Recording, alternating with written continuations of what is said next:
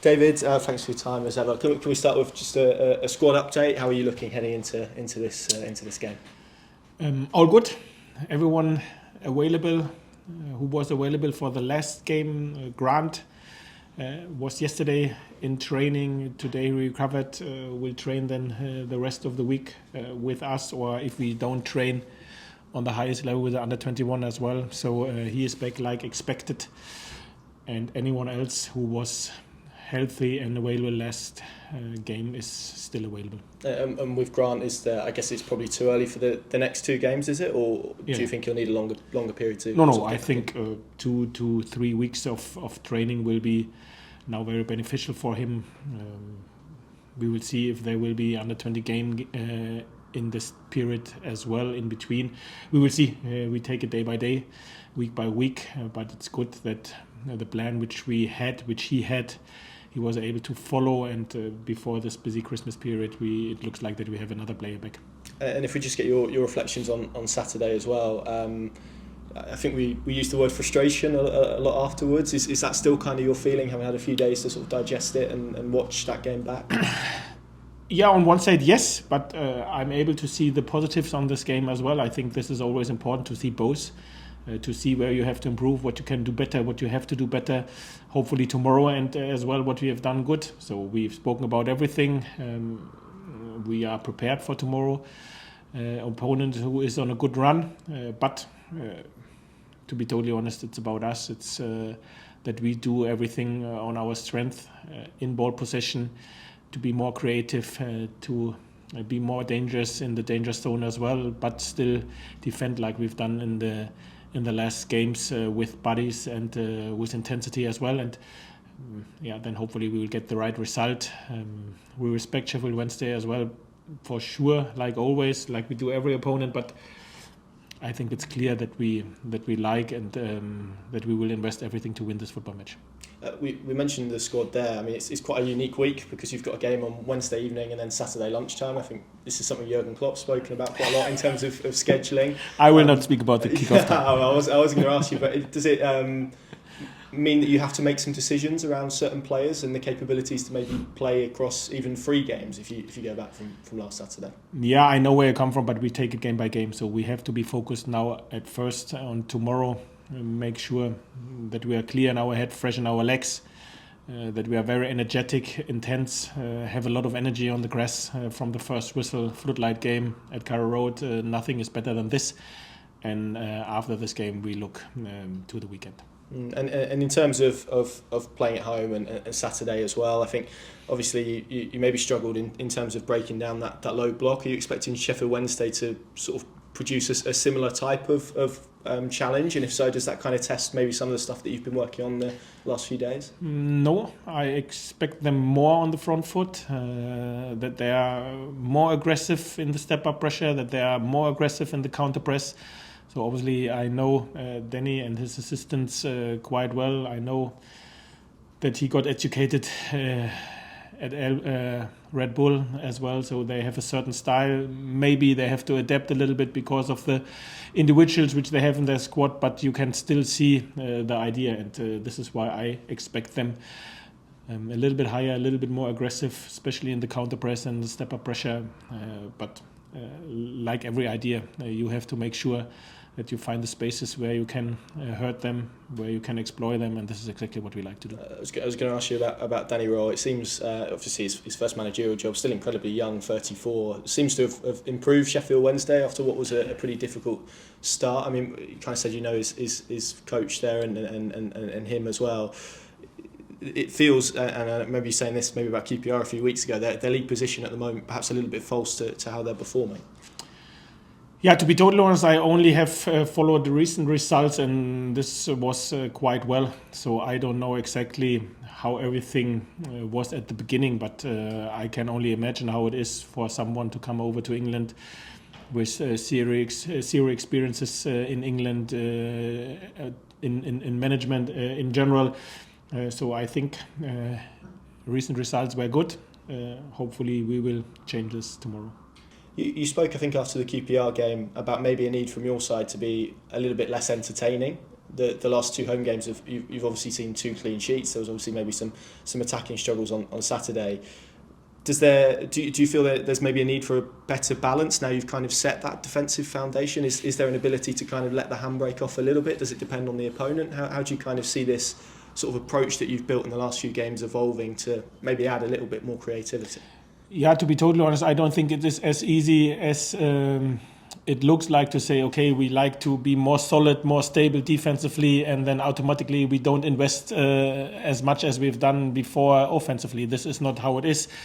I think a lot of the games depends on how the opponents set up, and I like to be honest, I didn't expect Preston to set up as they've done before the game. We were a little bit surprised about this, but obviously we have to find the answers, and the answers which we found, there were a couple of them where we had great opportunities which we unfortunately haven't used. And in games like this you have to be very, very ruthless, and this is another thing where we clearly have to make sure that in our mindset, one chance, use it, and because goals change games, and this is exactly what we have to do, and we can't waste opportunities in the period which we are, and especially in a game like this, because if you score, everything changed, and they have to exploit a little bit more. And on the other hand, it is not that because we don't create as many opportunities as we've done maybe before, that we now are more stable and solid. I think it's all about to make the fundamentals better and right defensively, and big credit to the players. We have spoken about 7-8 topics which we have to improve dramatically to improve our goal scoring record against, and I think they have done very, very good steps in the last games. And offensively, you always depend a little bit on individual skills, individual form, quality as well, and obviously some of the players, big players of us, came back from injury, are now back in training consistently, get some game time as well, and hopefully they can come back to their top form as well. This is what you sometimes need as well, and that everything is a little bit more fluid and more natural to everyone, and this depends more that they are all together in training, get a feeling for each other, and if someone is out for 4 weeks, 6 weeks, 8 weeks, then you can't have the harmony which you had before. This is something you have to create in training, and this is where we worked on in the last couple of weeks, and hopefully we can see some improvement tomorrow. That's interesting. So basically what you're saying is it might take some time for that kind of attacking fluidity to come back because of all of those elements that you've kind of listed there. Yeah, of course, it's not because you've done it over a longer period that it's always there. You always have to work on it, and if certain players are unfortunately not able to work, to train, then you lose it, and then you have to get it back. You don't start at zero, you start on a better point, but you still have to get this feeling for each other back, and this is where you have to train with each other. And luckily, as you know, and as I said, the one other comes back now. Next week it looks like that Ben Gibson is back in training, Uju maybe at the end of the week as well, and this obviously will help us to get back to our feeling, to our harmony as well in the future. Well, one player I did want to ask you about was Onel Hernandez. I think he's maybe come in for some criticism from some supporters. Do you feel, in terms of his output, you're getting enough from him at this moment in time? What is the reason that maybe you feel he's been best suited to start as many games as maybe he has this season? Well, to be totally honest, I think this is as well not as easy as it looks like. Onel, if you look on his numbers in terms of assists and goals, maybe in recent games, he can be better for sure, but if you look on the tactical side of the game, of how energetic he is, how much ground he covers, so he improved massive from the tactical point of view, the numbers he can produce, the energy which he gives on the grass as well. Even if it's a week of 3 games in a week, he was consistently on a decent energy level, which I really, really liked. So goals and assists are just around the corner for him if he improves or can consistently perform on the level which he has done so far. But on the other hand, you know it as good as I do. Now we have so many games. We have to freshen up the squad at the right moment. And this means there will be situations, games where the one or other starts, the next one starts, and next game another one starts. So we have to make sure, first and foremost, to perform. Secondly, you can perform if you are fresh enough and energetic enough, and then obviously make sure that you can keep your squad healthy over this busy period, because even after this busy period, there are a lot of games to play, and as many players you have available, as much you can push forward. And I guess another player that I know you've been asked a lot about, Borja Sainz, yet to maybe make a championship start for you. What more are you hoping to see from him to get himself in a position where he's able to start a game? Is there more that you want to see from him? Exactly what I said about Onel. Borja is on a super good way to come to this as well, in terms of being reliable defensively, being energetic, tactically being in the right place at the right moment. So he improved super good in the last weeks. So his start is just around the corner in this busy period, which is in front of us. Just a couple more from me, but Jaden Warner is someone I wanted to ask you about. Not been in the matchday squad for the last sort of couple of games or so. Obviously, maybe Kenny McLean's position has contributed to that. What do you maybe feel that he needs to do to get back into your thoughts? And January around the corner as well. Is it a case maybe of a loan in terms of his development to get that game time? To be fair about the general window, it's so far away from me, and we have so many games to play. I don't like to look too far ahead for no individual, and not for Jaden as well. But Jaden was injured, so he's back first time in training today. Has a little bit a stress problem with his muscles because he played a lot of game, but he recovered quite well. Was out of training in the last 10 days, and today he trained the first time. Okay, excellent. And obviously you'll know, and I know you maybe won't like to talk about it because there's a game between, but the game on Saturday, that's maybe where fans' eyes are. This game gives you a real opportunity to build some optimism maybe for supporters heading into the East Anglian derby on Saturday. I know it might not be at the forefront of your mind, but it feels maybe important to raise the mood, as it is for every game, I suppose. Yeah, to be fair, I don't like to be disrespectful, but for me it's all about tomorrow's game, Sheffield Wednesday. And all my thoughts, all our energy goes into this game, all our focus goes into this game. We like to win tomorrow, and we need everyone who backs us, who is energetic, who creates the atmosphere on the stands and on the pitch as well. And afterwards, we can speak about the weekend. Good stuff. Look forward to it. Thanks, David.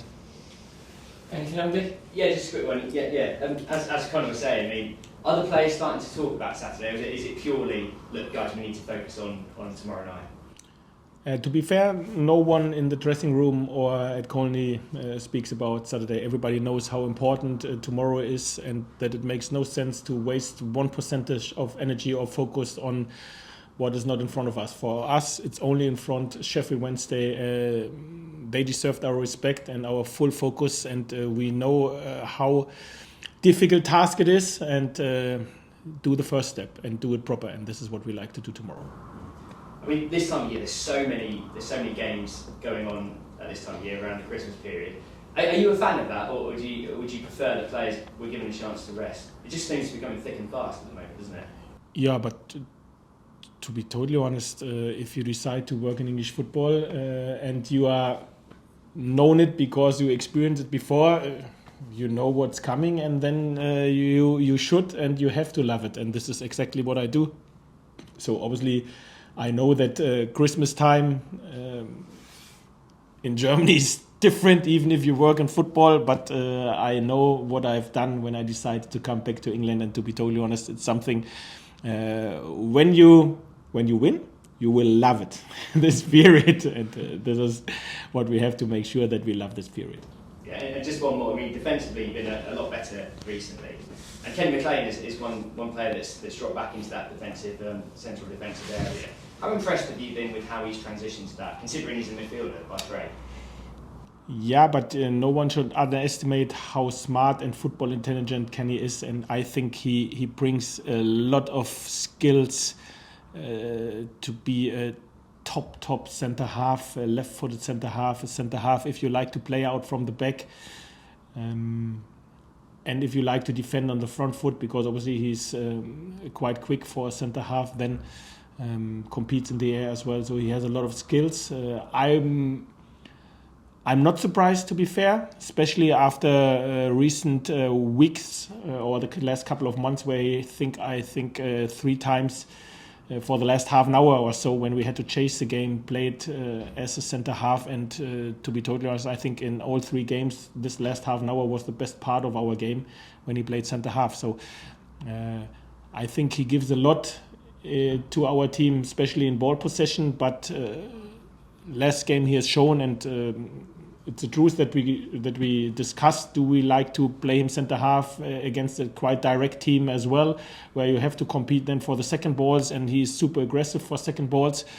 Or do we like to bring in a taller centre half and have Kenny in midfield? And we made the decision, no, we like to keep him in this position. He can compete for the first header, and obviously Nacho and Gabi are aggressive and have a lot of legs in midfield as well.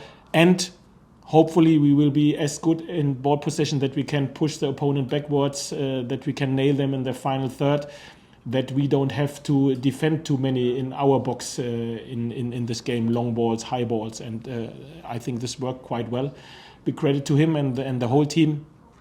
The good thing is that he loves the position, so he always says, "Okay, great position. I only have to run 7K a game." So, so he's a very, very good, intelligent player, and this is for sure a position which suits him and where I can see a future for him as well.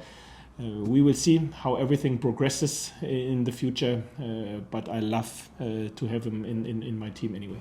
So as you said, I mean, even against physical teams, you've got no worries about playing him at centre half. If there was for the one or other a minor doubt, I think after last game against Preston, no one should have it. I think this was clear, and he can play against a team which is quite direct, very physical, as a centre half as well. But then we for sure have to make sure as a team that we are super good in ball possession like we were, and push the opponent backwards on the back foot, and be super strong in counter press, which we were last game as well, because then it will not happen too often that you have to defend in your box the crosses or the directness of the opponent. And this is what the players and Kenny all together have done very well in the last game. Great. Thanks, David. Good Thank luck you. tomorrow. Thank you.